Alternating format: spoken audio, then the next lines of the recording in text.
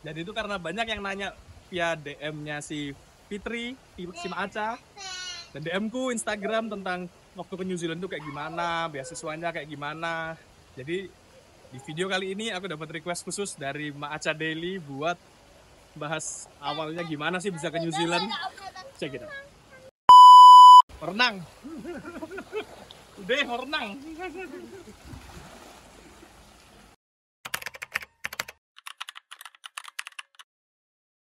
Waktu ke New Zealand udah pasti pakai beasiswa, karena kalau biaya sendiri itu lumayan mahal bagi kami-kami yang ekonomi mepet.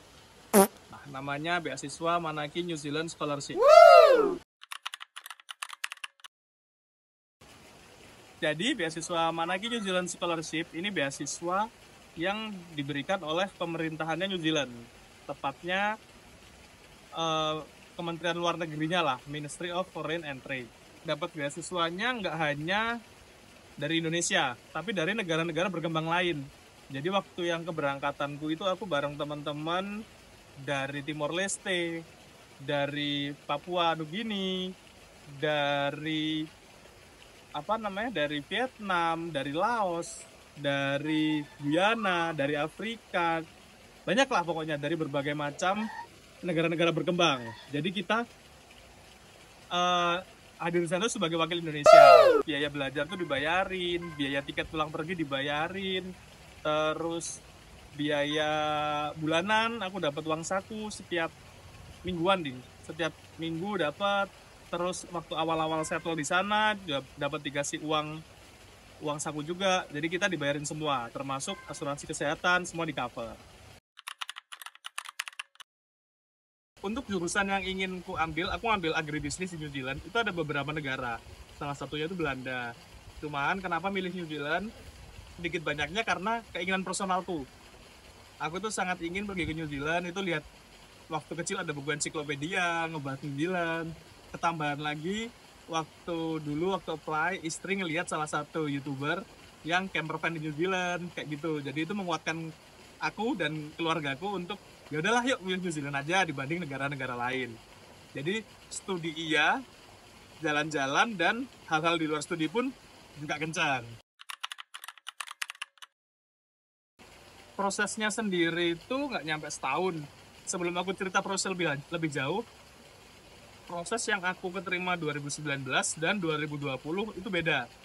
Jadi aku keterima 2 kali. Yang pertama di 2019, itu waktu itu belum ada COVID. Jadi itu aku Februari, seingatku daftar. Yang lain-lainnya prosesnya dilakukan secara offline, kayak wawancara.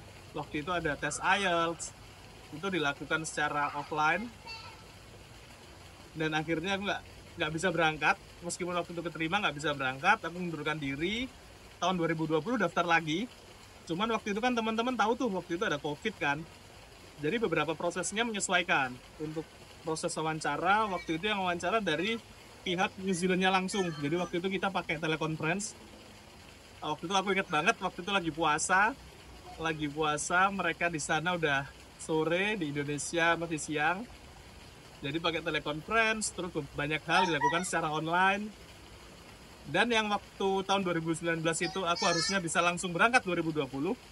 Waktu tahun 2020 keterima, karena ada pembatasan border, aku nggak bisa berangkat.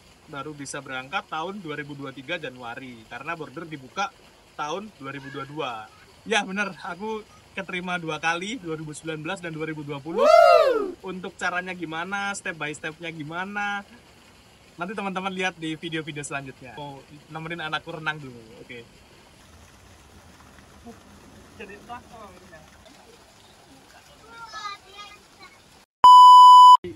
Aca. Halo. Halo.